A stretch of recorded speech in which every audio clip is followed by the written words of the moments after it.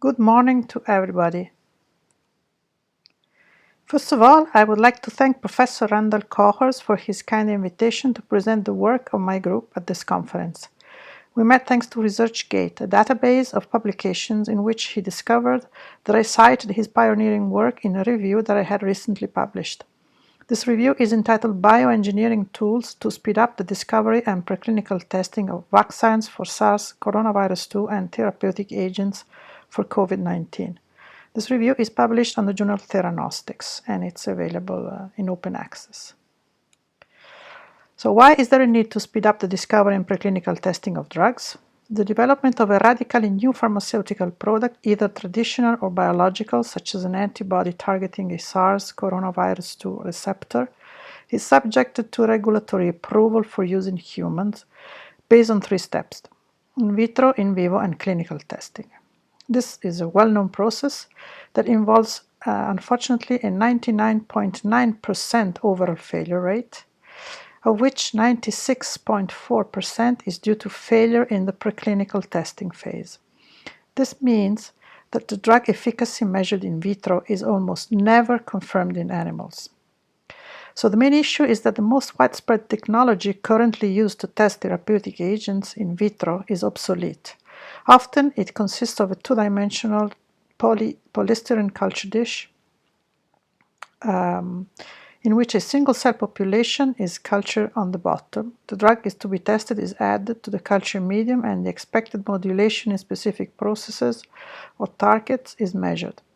However, in the simplified in vitro culture conditions, the drug elicits a cell response that is not representative of the in vivo response.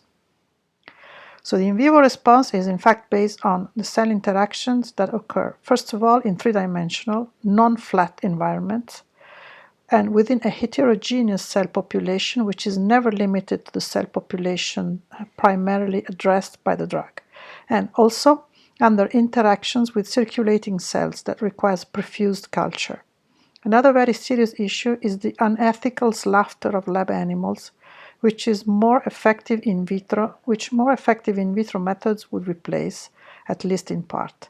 The current methods adopted for monitoring the drug effects in animals are also obsolete, whereas new miniaturized intravital imaging techniques are now available that could greatly refine in vivo observation, even in terms of the temporal evolution in the same animal, thus also reducing the number of animals sacrificed by 80 to 90%.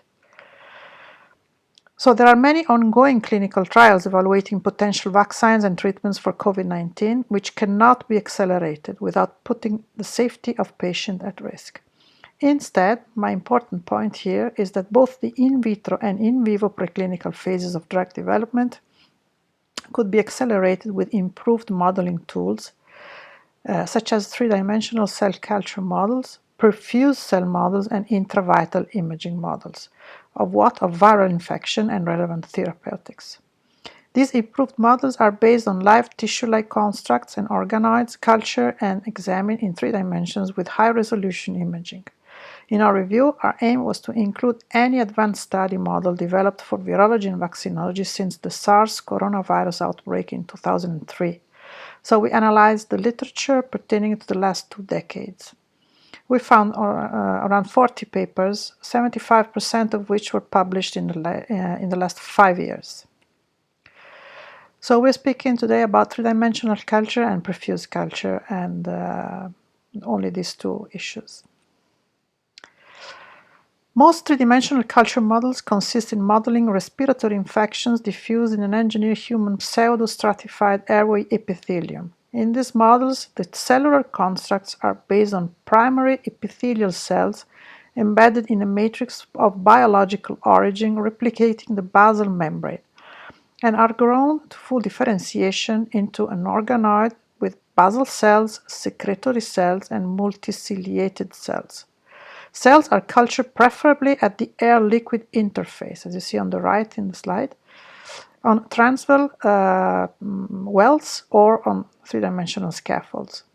So by comparing the results from 3-dimensional models with monolayer culture on traditional petri dishes, we can highlight several significant advantages of three-dimensional cell models in replicating conditions observed in vivo.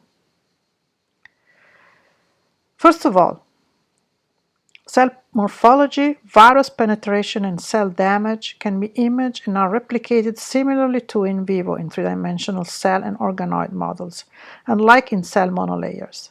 For example, cells in three-dimensional engineered airway epithelium infected with the SARS coronavirus 2 showed apical to apical polarity, which is known to restrict the infection to the airway lumen in vivo. And this you can see in the slide on the left-hand side. You see very nicely represented cilia of epithelial cells. And reproduced infection peaks and significant morphological alteration earlier in nasal cells compared to bronchial cells, as similarly to in vivo. Furthermore, cells in liver organoids infected by the SARS coronavirus 2 and cells in intestinal organoids infected by the MERS coronavirus had syncytia and membrane fusions as observed in mice in vivo models. This is, of course, this is impossible in petri dishes. A second condition replicated in three-dimensional models is the susceptibility to viral infection. This is significantly higher. Thus, these models are more permissive to viral infection compared to cell monolayers. For example, when infected by the SARS coronavirus 2, the peak infection in three-dimensional engineered human airway epithelium is reached 30% faster than in monolayer. A third condition is cell expression of virus receptors, antiviral genes, antigen to viruses, and inflammatory markers. For example, in a three-dimensional engineered airway epithelium infected by the SARS coronavirus 2, showed different expression levels of immune response genes, for example, type 1 and type 3 interferons, and also a subset of genes associated with the NF-κB and transforming necrotin factor alpha pathways. So this was different between nasal cells and bronchial cells, similarly to in vivo. Also, cells in liver organoids express the angiotensin converting enzyme 2 receptor, thus enabling the SARS coronavirus 2 infection, unlike what happens in mouse models that do not express the ACE2 receptor. Most importantly, the sensitivity to antiviral drugs is significantly lower and more similar to in vivo than in cell monolayer observation.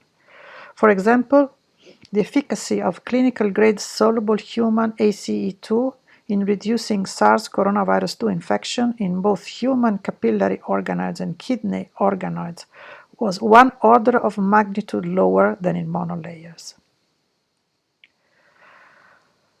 However, the current scaffolds are mainly represented by either hydrogels or solid extracellular matrix analogs, which are placed on the bottom of culture plates or in transwell inserts, resulting in constructs which are few millimeters thick and cannot be examined under optical microscopy.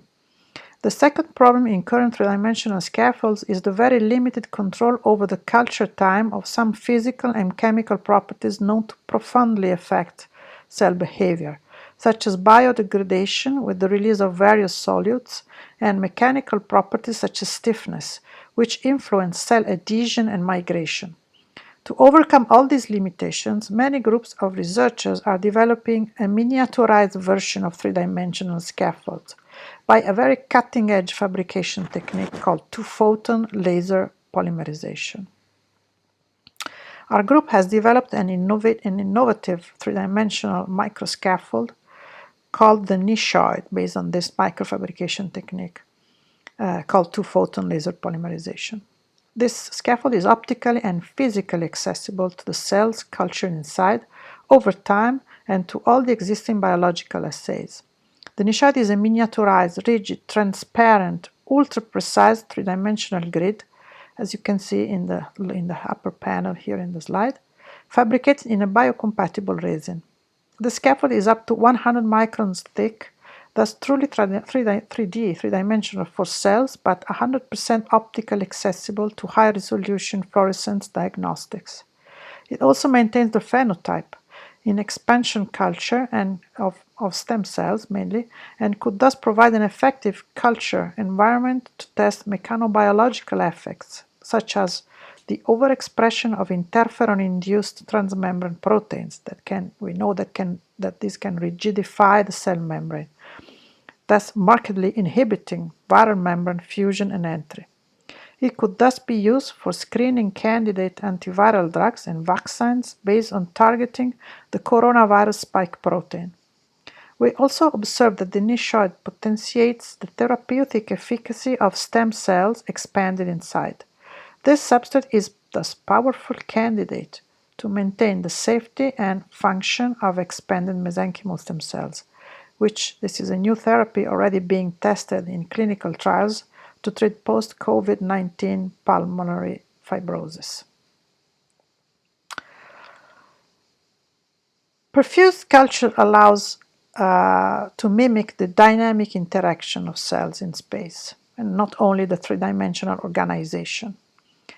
For example, we can mimic residing cells with circulating cells, how they interact, and also in time, for example, slowly developing processes like immunization.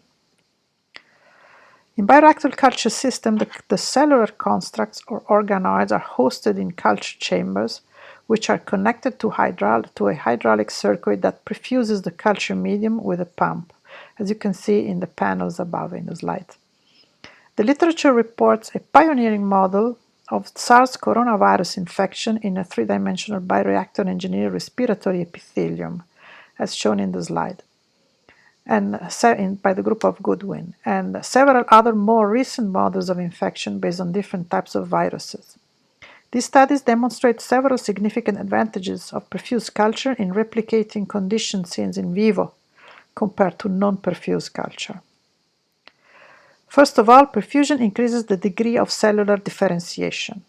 For example, a three-dimensional bioreactor engineered respiratory epithelium infected with the SARS coronavirus was found to more closely resemble normal human tissue in terms of cell apical polarity, well represented in panel A, for example, by the junctions between cells, which is very essential to viral cell-to-cell transport.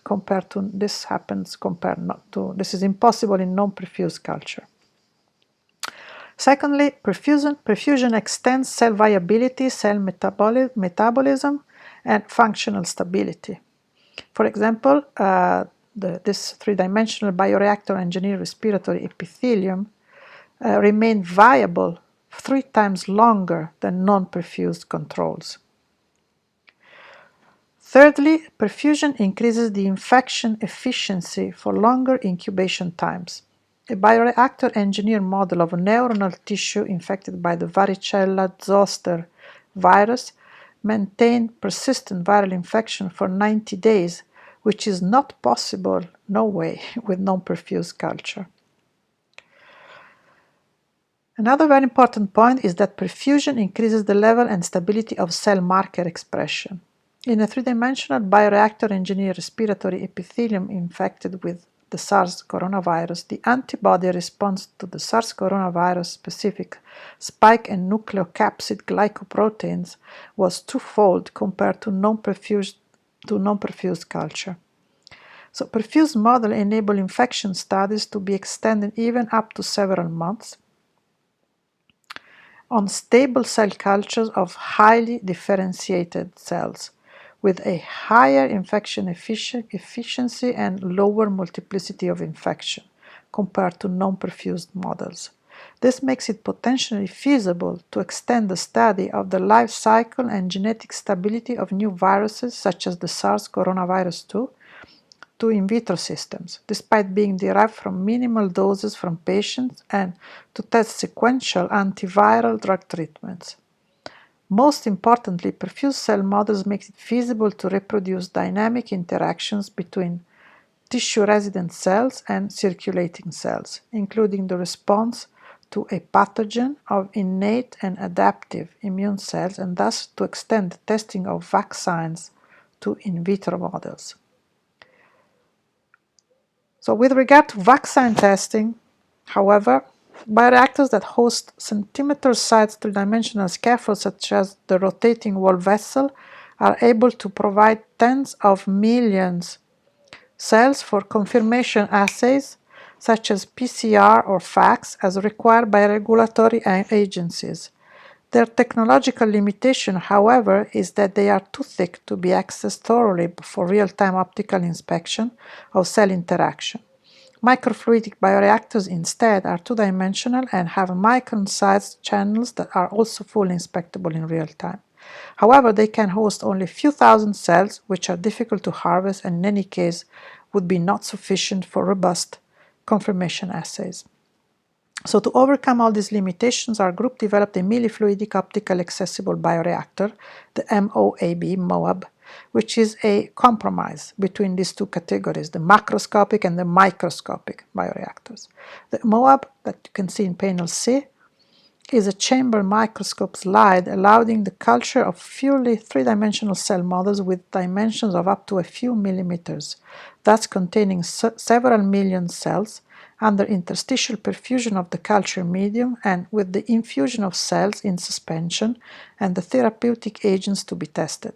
The culture chambers are only 400 microns thick and enable full-thickness, high-resolution fluorescence diagnostics, both in real time and also post-cultivation. The system can be used to engineer interactions between resident cells and immune cells, for example within a lymph node. And also it allows to reproduce slowly developed mechanisms such as immunization.